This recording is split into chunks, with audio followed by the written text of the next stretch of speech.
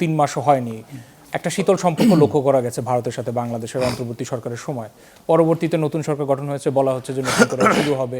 খুব স্বাভাবিকভাবে বলা হচ্ছে যে আমাদের যে পররাষ্ট্রনীতি কারোর সাথে শত্রুতা নয় বরং সবার সাথে বন্ধুত্ব। এরকম ঘটনা বাংলাদেশের পররাষ্ট্রনীতিকে কিভাবে আঘাত করে বা কিভাবে চাপ এসে পড়বে এবং সেই চাপ কিভাবে মোকাবেলা করা উচিত বলে আপনার মনে হয়? চাপ মোকাবেলা বা কিভাবে দেখে, বিশেষ করে 18 মাসের চরম তিক্ততা, টানাপোড়েন না বলে আমি ওই পর্বটাকে চরম তিক্ততার পর্ব বলি। তো সেই জায়গায় যাওয়ার আগে প্রফেসর সাহাব যেভাবে বললেন যে 25 সালের একটা ফিগারের কথা বলছেন, কিছু ফিগার নিয়ে বলি। আপনার সহকর্মী শুভজিৎ পতুতুণ্ড বলছিলেন হাকিমপুর, মুর্শিদাবাদ, মালদহ ±5,000। আমি ফিগারগুলো এই জন্যই আনছি, আমার মনে হয় আলোচনা বুঝতে সুবিধা। উনি একটা বলছেন 2400+, জাস্ট একটা ফিগার বলছি। ও 5,000 বলছেন উনি সাম্প্রতিকটা ধরে, পশ্চিমবঙ্গ ধরে। বিজিবি বিএসএফ যে হ্যান্ডওভারের মাধ্যমে হচ্ছে যেটার কথা উনি বললেন সেটা 2400।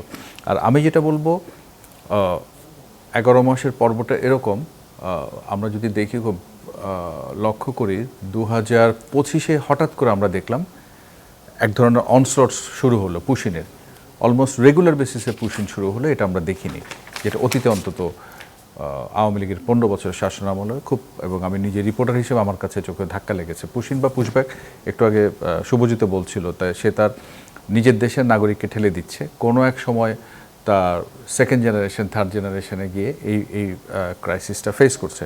তার মানে আপনি ফরেনার্স অ্যাক্ট এবং নিউয়ার্স যে দুটো অ্যাক্ট আছে, 25 অ্যাক্ট, সেটা হচ্ছে ফরেনার্স অ্যান্ড ইমিগ্রেশন অ্যাক্ট, হ্যাঁ ইমিগ্রেশন অ্যান্ড ফরেনার্স অ্যাক্ট, ও দুটা দিয়ে আপনি এই পুশিনটাকে টুল হিসেবে ব্যবহার করছেন। এখন আমি যেটা বলবো, গত বছর থেকে এপ্রিল মাস থেকে তারা শুরু করে 2862 একটা ফিগার, যে এই পরিমাণ মানুষের লিস্ট দিয়েছে বাংলাদেশকে, এবং এই 2862 লিস্ট দিয়ে অন্তত আমি যদি না বলি 100-র বেশি নোট ভার্বাল, অর্থাৎ নোট চালাচালি হয়েছে।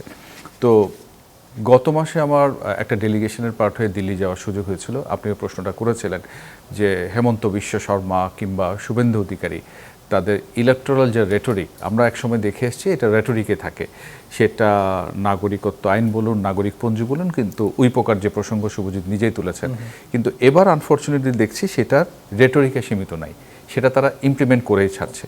তো এই 2860-এর মধ্যে পরে আমি খোঁজ নিয়ে জানলাম আপনার 634টা টিপি ইস্যু হয়েছে, মানে ট্রাভেল পারমিট আমাদের মিশন করে, যেহেতু লোকগুলা verified at the Bangladesh national, তার পাসপোর্ট নাই, কিছু নাই, অবৈধভাবে অবস্থান করছিল, ওই টিপি দিয়ে তারা চলে আসতে পারে। 361 জনের ক্লিয়ারেন্স হয়েছে, তাদেরও টিপি দেওয়া হবে, কিন্তু লিগ্যাল প্রসেসের কারণে তারা আসতে পারেনি। আমি যদি 634, 361, মোর অর লেস 1000, এই 2862 থেকে, এর মধ্যে আবার দেখা গেছে প্রায় 400 জনের মতো নাম রিপিটেড, ওই 2800 অ্যানোমালিসগুলো বলছি। আবার 880 জনের নাম হচ্ছে শুধু নাম আছে, ঠিকানা নেই, বাড়ি নেই, তার মানে এই নামগুলো তো প্রশ্নবিদ্ধ। আর ±500 আছে এক ধরনের ভেরিফিকেশনের প্রসেস, লিগেল প্রসিজার।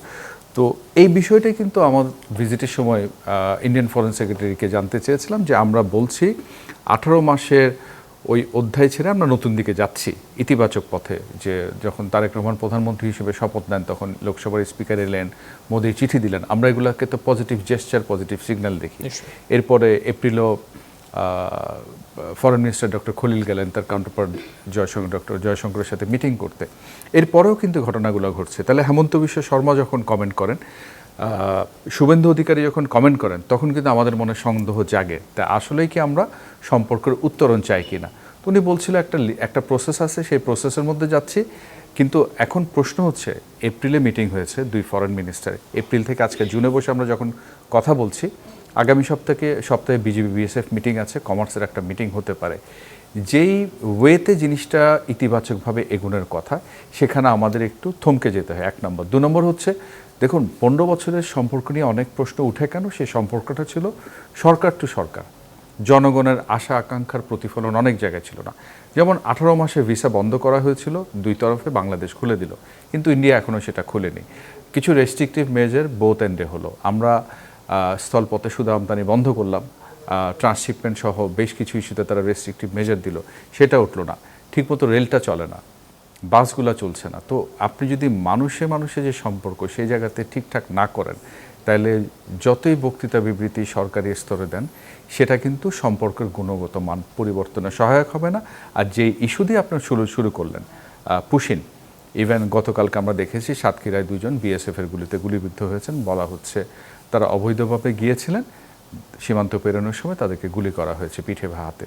তো এই জিনিসগুলো কিন্তু আমাদেরকে খুব একটা আশাবাদী বা ইতিবাচক পথে সম্পর্কে এগুতে কোনো বার্তা দেয় না। তো সেই জায়গা থেকে আমি মনে করি কি রাজনীতিবিদ এবং সরকারি মহলে এই বিষয়গুলো নিয়ে খুব খোলা মনে আলোচনা করা উচিত, যে আমরা কি সে আগের ঘূর্ণাবর্তে আটকে থাকবো নাকি নতুন কোনো পথের সন্ধান করব।